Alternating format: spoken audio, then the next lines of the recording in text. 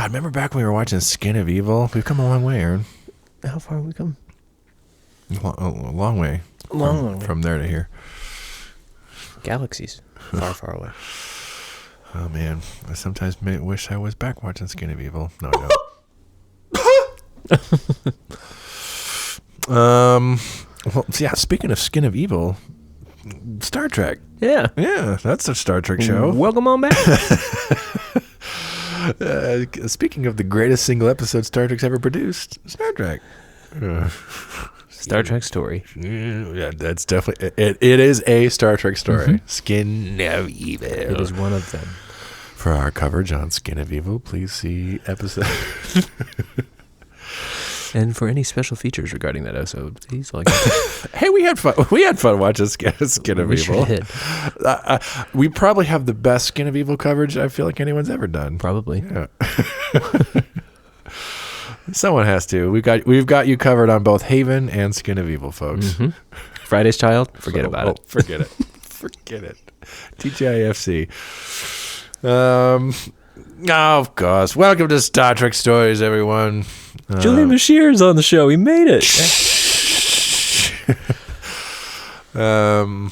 Yes, welcome to Star Trek Stories, everyone. I am your host, Jaron Hatch, and I'm joined here by my good friend and co-host, Aaron Cole. Hello, Aaron. Hello, Jaron. Good friend and co-host. Good friend and co-host. Hey. Pretty good. It's been so long. It has been quite a while. Minutes. What a minute. It's been 60 seconds. We each had our own potty break. Yep. Some guac. Some chips. I showed Aaron my Lord of the Rings book that I just got. It's pretty cool. It is really cool. Beautiful hardcover edition. But now we're coming to boring old Star Trek. Sorry, everyone. God, gotta get back to Star Trek. God, they talk a lot about Star Trek on this podcast. You know. Yeah, welcome back, everyone. Last time, we weren't doing Star Trek. We were doing nerd movies. But, we just got done watching a nerd movie. We just finished doing nerd movies 4, so we do other things. branch out a little bit. We just got done watching Mad Max Fury Road.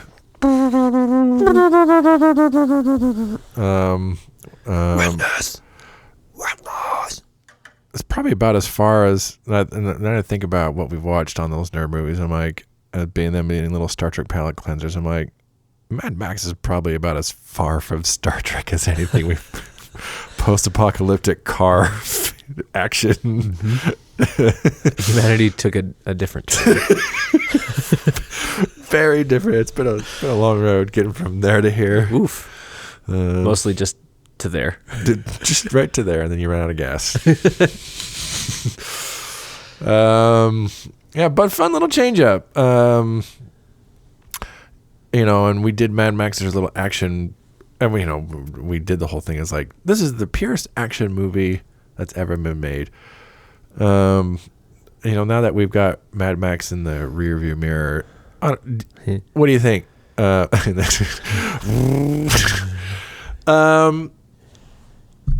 As far as the action movie genre goes, do you have a favorite action film? I know we've just been hyping up Mad Max for being glorious and wonderful, but There's so many good choices. My go-to answer is The Matrix, the original Matrix. Mm-hmm. I love that movie. We probably should tell everyone that when we were deciding nerd movies for Matrix was in strong contention. Oh, it was there. It's it up was there. Basically that and Mad Max. We're like, which one? And then we went Mad Max. Yeah. We must have watched The Matrix at some point. Yeah. Part of me feels like it's a little too easy. It's just an awesome movie. So is Mad Max. Yeah. I don't know. Just because I love it so much, maybe that's when I'm like, let's hold off. Matrix has certainly had a lot more time to sit in the public conscious. Mm-hmm. I still haven't seen, what is it, Matrix Rebirth? The fourth one? Number 4. Yeah. We went to see it a bit ago. Yeah. It was mostly bad. Yes. Mostly bad. But there were still some shining moments of good in there. Yeah, that sounds like the Matrix. I should say the larger Matrix franchise. 2 out of 3 of the Matrix movies. 2 out of 4. I love the first film. Yeah. After the first film, it was kind of like, And the Hollywood sequels. Yeah. there's good stuff in them. Oh yeah, the action sequences, the set pieces in those movies are amazing. The freeway sequence in Matrix Reloaded is probably the single best action sequence in the entire series. I used to just rewind it and watch it, and just rewind it and watch it again. Just the freeway scene. Yeah. From the moment Trinity busts out of the parking garage. It's really good. The sword fight in that film too was really in epic. the chateau. Yeah, that's really good. Very good scene. I'm not as crazy on the Mr. Smith's fight. They like the million Mr. Smiths. It was a cool idea. They just weren't quite there with the graphics. No, it does not aged well, that sequence. Not at all. No. It would be really cool if the Wachowskis went back and redid, touched up a lot of the CG. Yeah, which I feel like they could do. Remastered version. Yeah. Kind of a thing, and just a The couple Matrix. of sequences is we didn't have it then, but here you go. The Matrix remastered. Come on, that's there you go. Matrix Remastered. It's right there. It's right there. Call me. Why would I call you? I don't know. Do your thing. I did like probably my favorite Matrix thing aside from the first film is probably actually Animatrix. Oh, that's so I good. found that. I'm like, okay, there's actually some interesting different stuff in here. And The second Renaissance, part 1 and 2 in the Animatrix. Ooh, they just made me feel so dark and gross the first time I watched those. Nothing ever made me feel like that in a show before. The ones that stuck out to me were, there's certainly those. The ones where the kids who discover the glitch in the Matrix was a cool one, and the last one with the private the noir one with the detective. Super cool. It's cool. There's that really bizarre one where the humans are on some level. I think it's a program where they might be in Earth and they're working with robots. I don't remember. And one breaks through the other side of consciousness to reality. It's hard to describe. There's one with the guy. I don't know if this is what you're talking about, but there's the one with the runner, Oh yeah, there's that one. and he runs so fast that he breaks out of the Matrix. he breaks out of the Matrix. That one is great. The art style is so definitive in that particular. In All of them. They all got a unique art style. It's really cool. That one still sticks out strongly in my mind for whatever reason. Yeah, if I had to pick up, the first film for me is more or less the beginning and end of my Matrix fandom, but after that I would say the Animatrix had some fun stuff in there. Really cool ideas. Yeah, who knows? Maybe we'll do Matrix. Great definitely another kind of action movie that's also working on a kind of deeper, more interesting level but it is also just a pure and abashed action movie. Matrix is a good one. Oh yeah. I think personally I would still probably do Mad Max Fury Road over Matrix. Yeah. Personally, but certainly in terms of a pure just action movie, but probably it's up there. Matrix. Oh gosh, they're both such good stories. It's hard to say. Yeah, they're definitely doing different things, but both very stylistically strong and interesting. On an aesthetic level. They both work really well. All right, who knows? Post-apocalyptic. Maybe we'll get there. Maybe we'll. If we work really hard, everyone, we can all get to that post-apocalyptic future together. One or the other. Hopefully not. Hopefully we're going to Star Trek times. That would be the better one. That would be the better one. Still has its own issues, transporter malfunctions, and Star Trek. It's not post-apocalyptic, but you might end up with a transporter double at some point in your life. Yeah, Star Wars times. It feels like all the good times were in the early years. Yeah, here's my hot take. Star Wars is secretly maybe not a post-apocalyptic, but is dystopian. It's just constant war all the time. No matter what era of Star Wars you're in, because of the title, It's literally just endless. Endless war. And you could argue that's how it is in real life. It just seems like it's just taken too, like... But is that on the galactic scale? On a galactic scale all the time. Yeah, all the tech is super junky, except for, Yeah, and then there's like, Empire. hokey religions and... Everyone's disconnected from each other, and... Some people are born with higher midichlorian counts and are just naturally more gifted than others. I'm like, that's fucked. I don't want to live in that world. That person becomes Darth Vader. Oh yeah, so that's my hot take. Star Wars is secretly a dystopia, not a universe I would want to live in. No, not great. No. Star Trek, on the other hand, I would want to live in more or less. There's sometimes I'm like, I don't. The occasional like Earth invasion of the Borg or some probe trying to speak to whales or something's not good. Would not necessarily want to live on Cardassia Prime. No. Or Kronos. No. I'm not a huge fan of their cuisine. Yeah, being on some of the other Star Trek species would be a living hell. Being human's not too bad. Right. In the good old Star Trek times. Yeah, it's a spicy take. Being a human in the Star Trek universe is like being a white guy on Earth. It's all a matter of perspective, folks. Yeah, Star Trek, the white guy privilege feature. Uh-huh. Oh, you're human? Right this way. Right. I mean, the Vulcans. Yeah. Okay. So But the humans kind of treat the Vulcans like dirt. Yeah. To be fair, the Vulcans are snide. Vulcans end up becoming the laughing stock for the entire galaxy. Woof. We have no emotions. Sure. Says the most emotional people ever. What?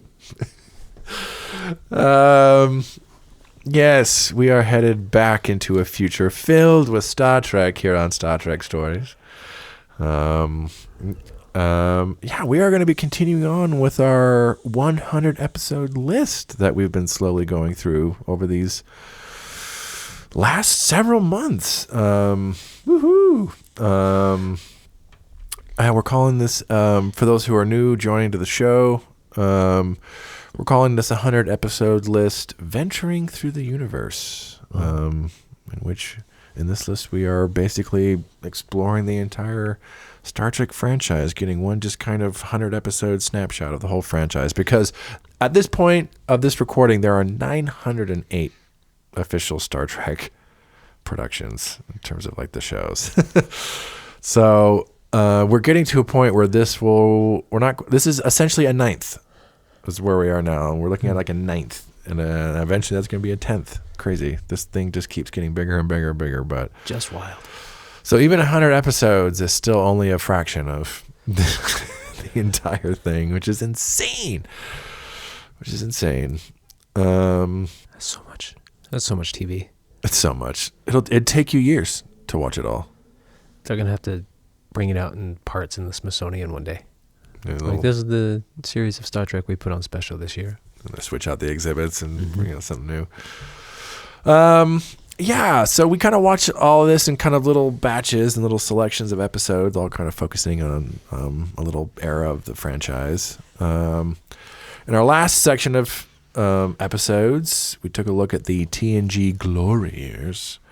For many, this whole era of Star Trek The Next Generation represents the creative height of Golden Age Trek, which is kind of what we're like watching right now. For those who are more new, Golden Age Trek, it's that giant span of Star Trek that spans from 1987 to 2005, when there was just like constant Star Trek on all the time. Movies, multiple television shows. Kind of the peak of its kind of popularity, or certainly at least in terms of its just production output. My goodness. And so kind of the last chunk, a lot of people's kind of what people point to is like, yeah, this is the golden age of the golden age. But there's still so much more in the golden age to watch and take a look at. Which is what we're going to be doing in this next chunk of episodes. We're going to be here a while, folks. Yeah, for this next selection of episodes, we are going to be continuing our journey through the Golden Age of Trek, and we're going to be mixing things up a bit. So far, our episode selections have been mostly focused on a single series, whether it be Star Trek the original series or Star Trek the Next Generation. And for those respective shows, those shows were the Star Trek franchise at the time. Like when the OG show was on, there was no, that was it. Star Trek was just that show. And Next Generation was on. Like, yeah, there were still the old reruns, but that was the show that was holding the torch. There was nothing else. But at this point, TNG had become such a smash hit that Paramount wanted to capitalize on the popularity of the show by creating a spinoff. So for the first time, there would be 2 Star Trek shows on at the same time. Double whammy. Yeah, then that's kind of really what the theme of this section is. Like when this is when it really expands into a franchise. Mm-hmm. There isn't just the one Star Trek show. Now there are multiple Star Trek shows happening, and movies are still happening, and it has expanded. Yeah, there's just too many stories they wanted to tell. Yeah. So for this next selection of episodes, we are going to be calling this Deep Space Nine and the End of TNG. Oh. We've done twofers before, but now we're getting like one big giant twofer of 2 different Star Trek shows we're going to be bouncing back and forth between for a little bit. Which will be fun. A lot of compare and contrast coming our way with these 2 shows. Mm-hmm.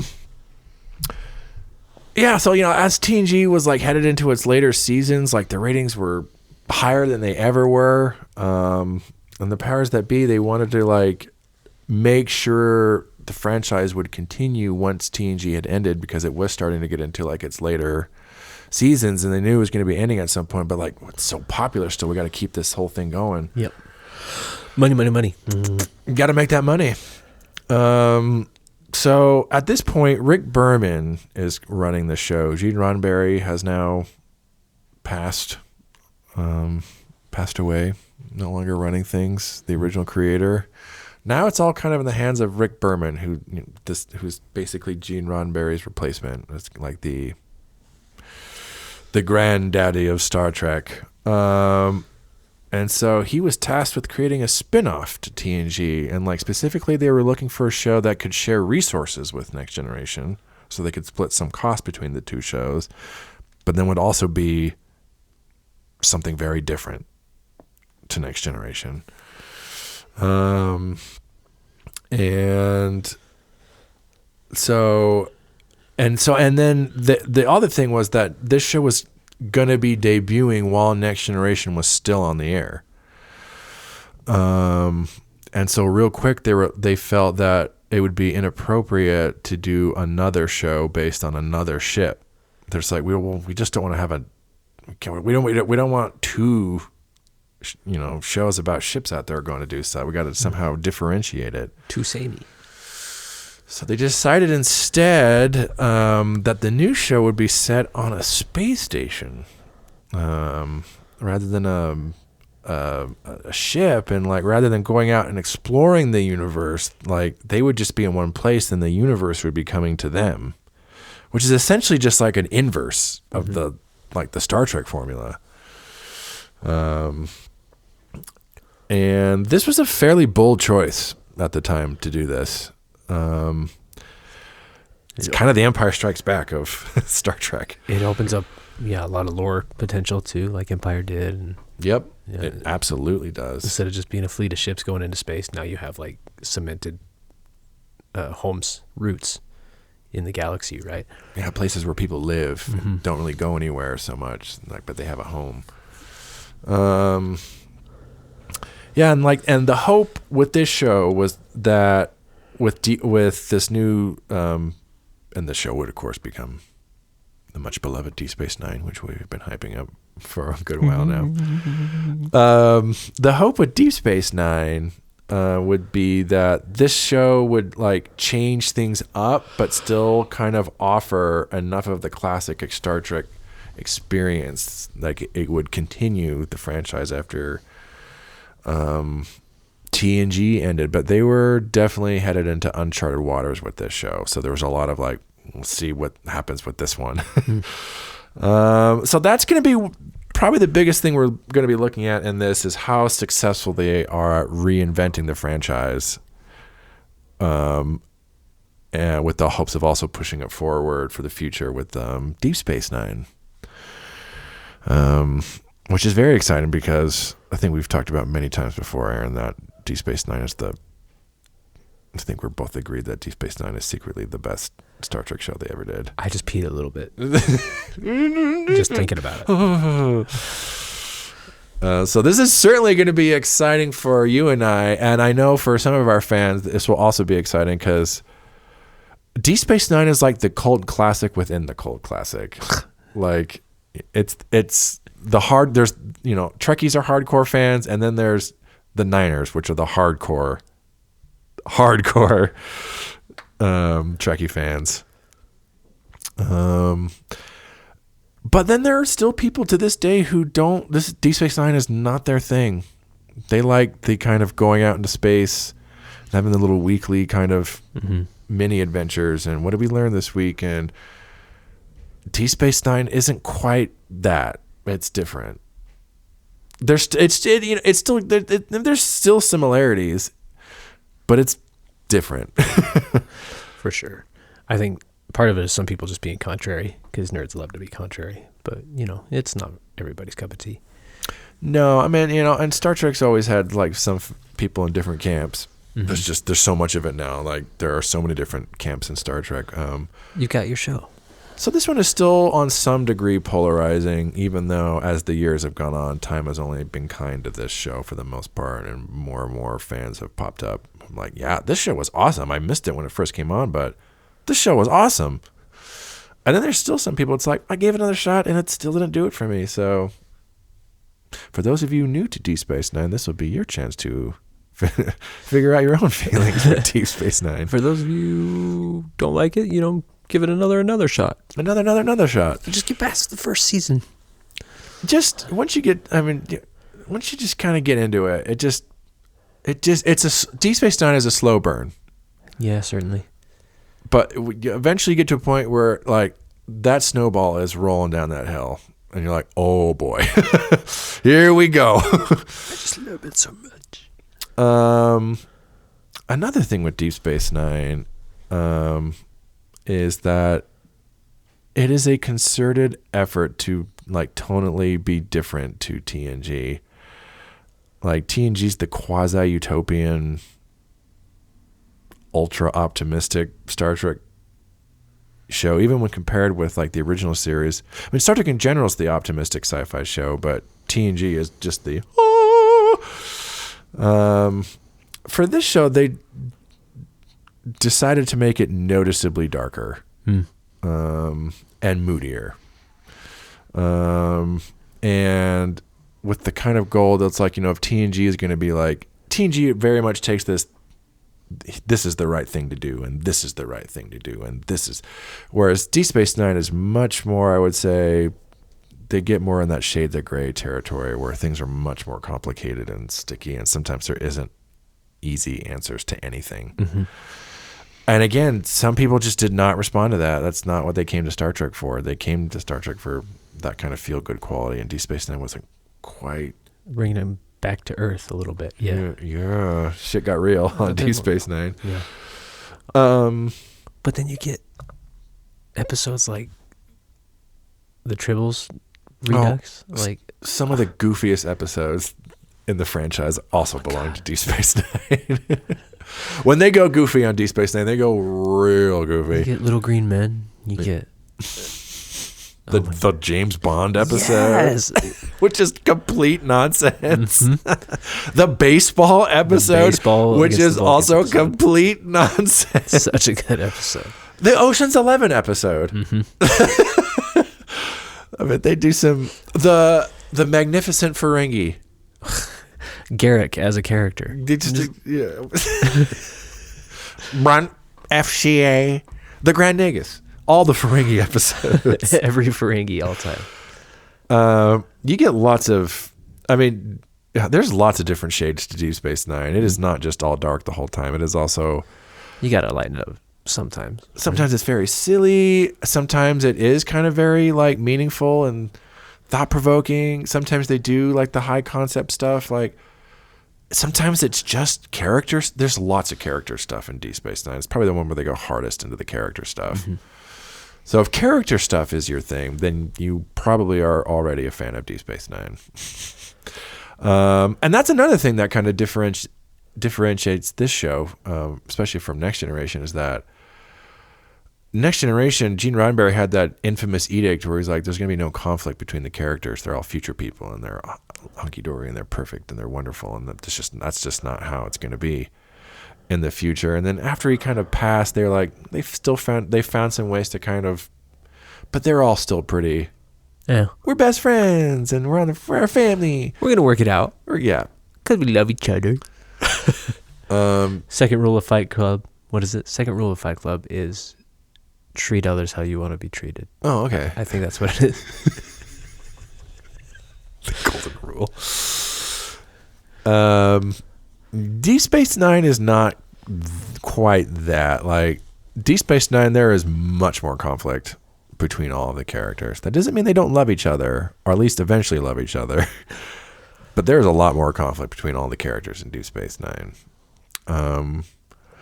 which makes it a much more dynamic show again in terms of like character dynamics and stuff. Like that's where so much of the drama and conflict of this show comes from, is the interplay between the characters and how they kind of they all have their own points of view, and those points of view kind of all come up against each other. Mm-hmm.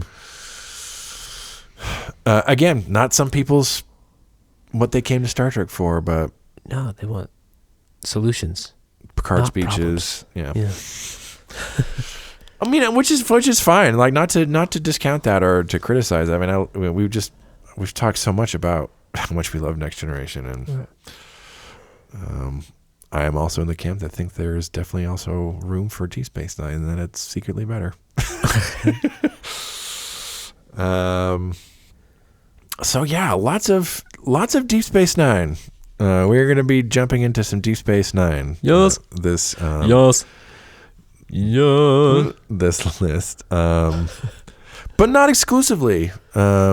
It will comprise the majority of episodes on this list, as it's kind of the bigger thing that was happening during this time period, like this new Star Trek spinoff that was happening.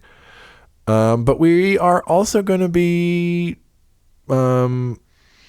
checking out how Next Generation finally kind of winds down its successful 7-year run.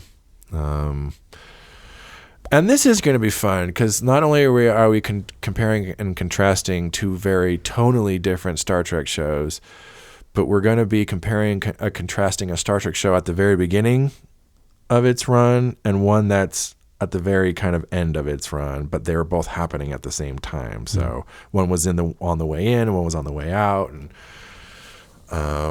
so a lot of kind of I think fun comparing and contrasting between these two shows at these two specific times. Golly gee. Golly gee. Golly gee willikers, Jaron. And we're gonna TNG is gonna have some interesting stuff. We've already watched a lot of TNG, but TNG gets darker in the movies, I feel like, later on. It does. And it's generally agreed upon that TNG has a bit of a dip in quality. I wasn't gonna spoil anything from it. I mean, it's not like we're going back to season 1, no, or anything like that, but there's definitely a dip in quality from its like creative heights that we were just in the glory years. And during this time, a lot of attention was being put on Deep Space Nine at this time because it was like the new kid on the block, and so a lot of resources were going into like, we need this new show. Next Generation is doing fine. Mm-hmm. No matter what we do, people are tuning in, so we need this new show to be successful. And And then, like, in addition to that, like, as TNG's winding down, they're also gearing up for the first TNG movie. So that's also kind of distracting a lot of their attention, is like they're also planning for the first movie. And then on top of that, as TNG started to wind down, there were already planning yet another Star Trek show that would be replacing Next Generation. So there was a lot of divided attention when it used to be just everyone was focused on Next Gen, and suddenly all these other projects are happening. And so, yeah, the end of Next Generation, it's almost kind of felt like it kind of got a little neglected a little bit. Goes a bit wayward. It gets a little wonky in this last season. Particularly the finale, right? The finale is genuinely awesome, but there are just some wonky episodes in that last season. Still being debated over. It's like, did this work? What are we supposed to think about this one? So yeah, that'll be so. Like, in addition to, I mean, they still churn out great episodes. So it's not like we're suddenly going to be getting these weird bad episodes. That's not the case. But yeah, so in addition to Deep Space Nine, we'll kind of looking at how Next Generation kind of winds down and ends its run. The Star Trek show to rule them all. And in the darkness, bind them.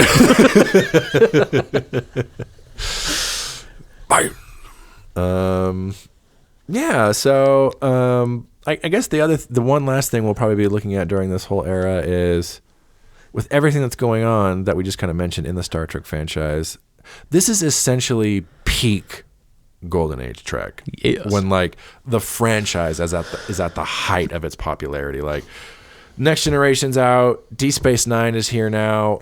They're getting ready for the first Next Generation movie. Voyager is around the corner. This is when Star Trek ends up on, like, the cover of Time magazine. Like, it's just, the ratings for Next Generation are still incredibly high. It only gets higher as the show goes on. The show basically ended at, like, the height of its popularity. So going between these two shows, and, like, now that we're, like, this is, like, peak Golden Age Trek, as we're kind of going between these shows, we can also kind of see what boons and, like, pitfalls kind of come when you're just at, like, max, like, franchise, like, max saturation, like, peak popularity, like, the good and the bad that kind of comes with that. I think that'll be interesting. Quite. Yeah, this is going to be a 19 episode list. This is going to be our biggest list of episodes on our 100 episode list. My God. This is going to span from 1993 through 1994. And this is going to comprise episodes from seasons 1 and 2 of Deep Space Nine and seasons 6 and 7 of TNG. For those wondering, I'm just go ahead and let you know, these episodes from the first 2 seasons of Deep Space Nine, this is the only Deep Space Nine we're going to watch on this 100 episode list. There's a lot more that comes after this. Deep Space Nine is so, like, lore heavy and so contingent upon previous episodes that it gets harder and harder just to start picking out random episodes. So we're going to be focusing more on, like, literally, like, the early days, and just kind of more conceptually as a spin-off in those early days, like what Deep Space Nine was doing to kind of stand apart from the other stuff. Kicking ass.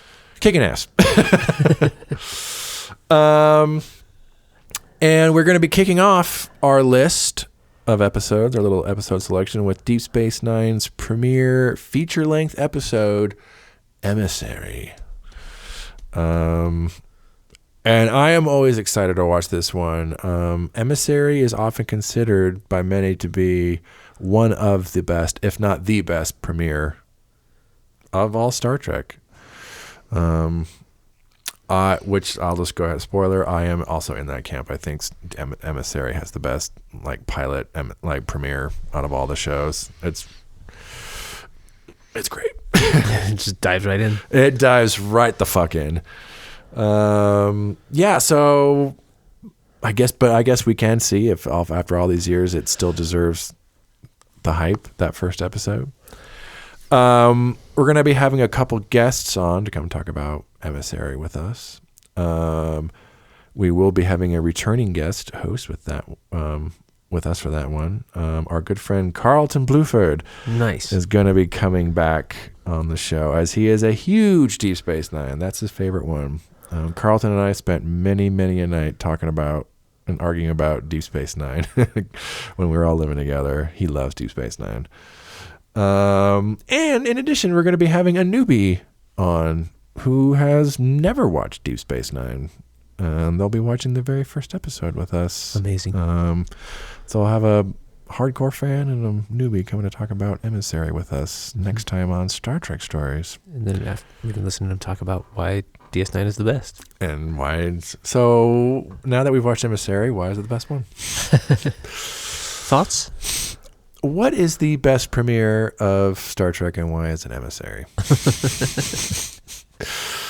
I'm super excited. We have been, especially in like this chunk of episodes, like because some of what we've been watching in the TNG glory years has been setting the stone, like the foundation. It's like Cardassians and Bajorans, and here we go. Where are we going? So we've had some of like the groundwork set in Next Gen. So we've kind of had a few episodes where we've been like, which means of course Deep Space Nine is coming down the pike, and we're finally here, folks.